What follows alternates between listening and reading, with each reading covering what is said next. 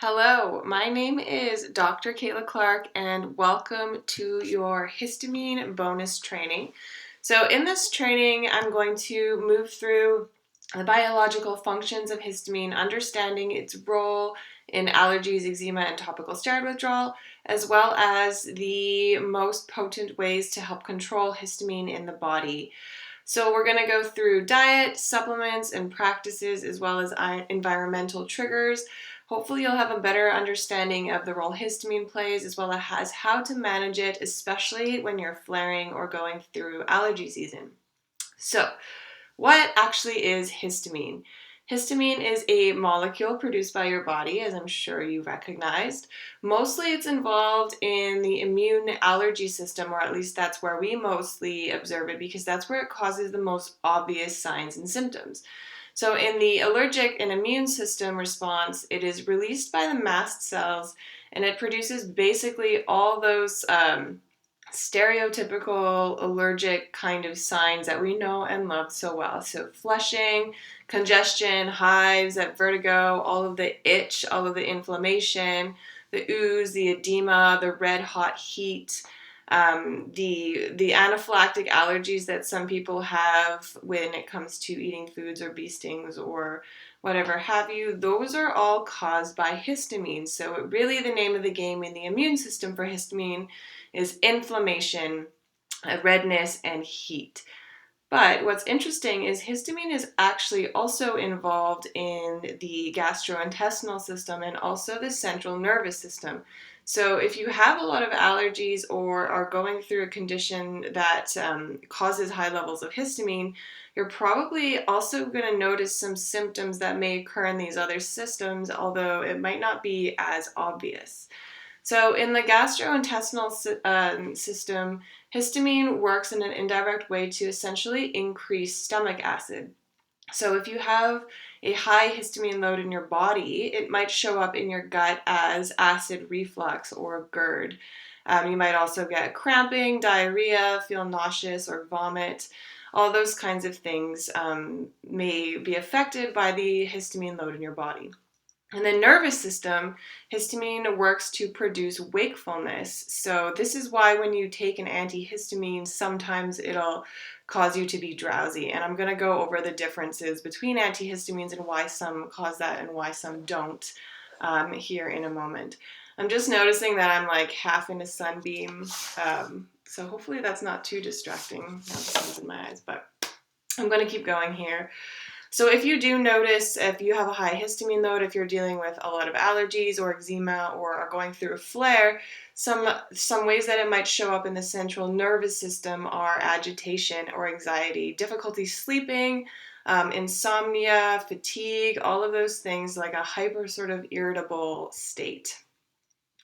So histamine is involved in a lot more systems than just the immune and allergic response, although that's kind of the one that is definitely causing the most issues for people that are sensitive to the environment. So going through allergies, whether that be environmental allergies or food allergies, eczema or topical steroid withdrawal, especially with TSW and eczema. When you're going through a flare, if you're feeling that red hot, itchy, red dilated kind of skin, then you're likely going through a period of high histamines.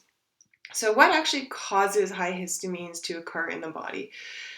It's not always as easy as saying that your body just has a lot of histamines in it. I mean, yes, that's true, but are you producing too much histamine? Are you eating too much histamine? Is your body not degrading histamine well enough? Or are you not able to excrete histamine from the body? They're all questions that have merit and will actually help us get to the root cause of why your body's producing histamine, because when we're actually being intentional and trying to figure out exactly that, the root cause, we need to answer the question, where is this actually coming from? Where does the problem lie and how do we actually correct it? So I want to quickly talk about antihistamines here. Why can't we just take an antihistamine to essentially solve all our problems? Well, antihistamines are amazing medicine, and I'm sure we've all used them. They're all can provide us with incredible relief, but The issue is the same as many pharmaceuticals. When you take an antihistamine, it's working, but what it's doing, it's just putting a band-aid over the problem. So antihistamines are blocking the receptors for histamines to act on in the body. But so that means that the histamines that are being produced in the body aren't going to cause the same effects physically. However, your body is still producing that histamine. So the antihistamine is blocking the effects, but the body is still producing the histamine. So you can see why we're not actually getting to solve the root problem here. We need to figure out why the histamine levels are so high in the first place. So yes, you can use an antihistamine when needed. Again, there are lots of different types of antihistamines. Some of the first generation, as they're called, will cross the blood-brain barrier and cause you to be drowsy, like Benadryl, for example. But some of the newer, what's called H2 antihistamine drugs, so like Claritin or anything that's non-drowsy, those do not cross the blood-brain barrier and so won't cause you to be drowsy, but they're also not going to change the effects of the histamine response in the central nervous system, for example. So this is where it actually becomes a little bit really interesting and complex when you're choosing an antihistamine, and why some will work for some people sometimes and some will not. It all depends on our biology and, again, what the problem is when we're actually looking at where the histamine is coming from. So how do we lower histamines naturally? Does a low histamine diet work? Can we avoid histamines in the environment to help our bodies get calmer? And the answer is yes, for sure. Some high histamine foods to be aware of are tomatoes, avocados, eggplants, anything usually in the nightshade family. And a general rule can be a little bit higher. Alcohol is, especially beer, is a ferment, so that's really high also in histamines. Again, anything else fermented, so things like vinegar, sauerkraut, kombucha, that kind of stuff. Aged cheeses, really anything old or aged is likely going to have a higher level of histamine. Again, so like the longer you leave your food, the higher levels of histamine that's going to have. So just be aware when you're saving things. By no means am I saying like throw out all your leftovers or don't eat leftovers, but just be aware of that. So tea, green and black tea, also can be high in histamines, and then certain fruits like strawberries and citrus can also be high in histamines. A little caveat when it comes to a low histamine diet and avoiding foods that are on the high histamine list. It's not really black and white when it comes to how you're going to respond and what's going on in your body for this diet. So be aware. I always like people to be aware of what they're eating and how their body is responding to it. But for example, citrus foods and some of the nightshade vegetables are really, really high in vitamin C, for example, which also helps your skin heal. So it's, not to confuse you more, it's always a question of this or that. Should I avoid the citrus because it helps, it's high in histamine, or should I eat the citrus because it's high in vitamin C? Always listen to your body. So, experiment. If you're noticing your skin is getting worse with a high citrus or citruses in your diet, maybe you're more sensitive and try cutting them out. If you don't notice any difference, then it's probably beneficial to have those things in your diet. As with anything, I'm a huge proponent of eating intuitively and making sure we're getting enough nutrients here. So just like citrus, another sort of more controversial thing on this list is seafoods. Seafoods can be high in histamines. They can trigger some people, but also seafoods and omega-3s and things like that are really high in omega oils, essential fatty acids, again, which are really vital to skin healing. So making sure that if you're choosing to remove fish and seafood from your diet, you're getting or you're supplementing a source of omega-3s or fatty acids somewhere else. And this is where working with someone to help you can be really helpful here. But again, just listen to your body, and awareness is really what's important here. Other things that you can do to support your body getting or with its histamine balance are take supplements. So of course, just like with food, being intentional with your supplements and listening to your body and learning how these things react in your body will be really key here. But some of the things I like to use will, like antihistamines, they're more of a band-aid. They're not actually getting to the root of the problem, but they can target the histamine balance in the body in a little bit of a different way. So with antihistamines, like I was saying, you're just completely blocking that receptor, and the body is still producing the histamine. You just can't really feel the effects of it. Some other options are quercetin. Quercetin is a very potent antioxidant found in some plants or some berries, some vegetables, and it's specifically things like raw onions, red wine, green tea, apples, dark berries.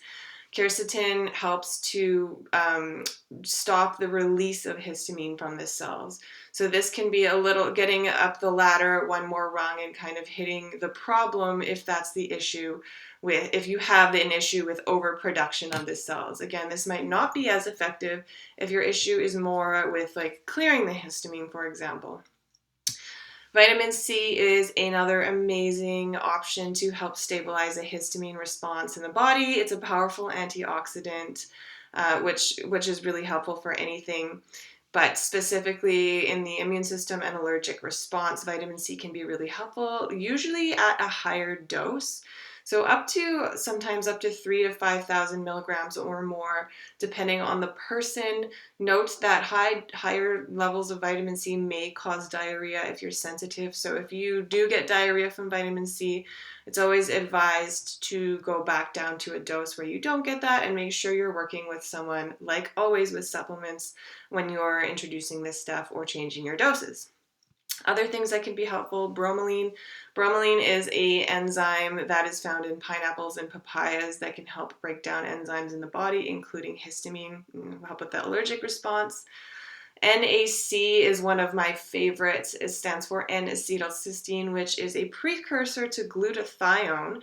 Glutathione is one of the main antioxidants produced in the body, which means that it's helping detox essentially. So NAC is an amazing helper and supporter of the detox system that can help decrease the allergic response in the body. And then probiotics. Probiotics are one of the only supplements that actually can help get down to that root cause and modulate that root cause, because it's actually going to change the microbiome, which does play a huge role in the development of allergies and immune-related diseases and disorders. So a good quality probiotic with human-grade strains, high CFUs can be really amazing here, and is really important when you're working with root cause medicine. Another one that I don't think is in the course list, but I do want to mention that can be really helpful, are using medicinal mushrooms. So things like reishi, turkey tail, cordyceps, chaga, all those sorts of medicinal mushrooms can be really helpful in modulating the immune response and helping shift it into a more balanced and less allergic state.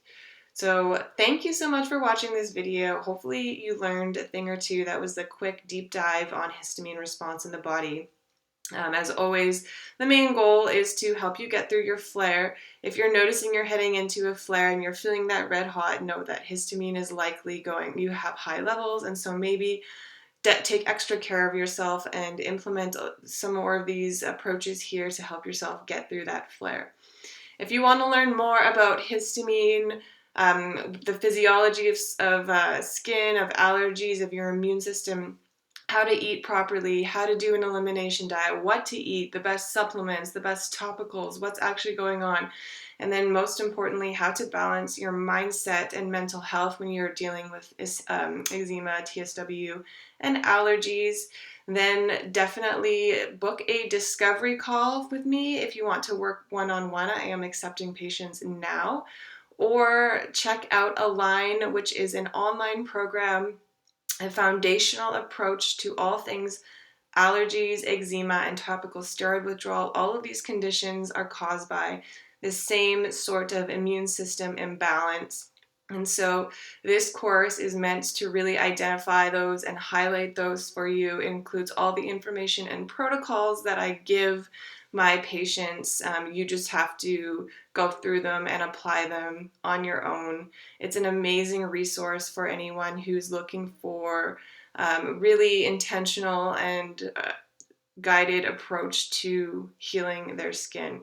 So if you have any questions, you know where to find me. Send me an email, Kayla@drkaylaclark.com, or a message on social media at Dr. Kayla Clark, and hope to see you soon. Bye.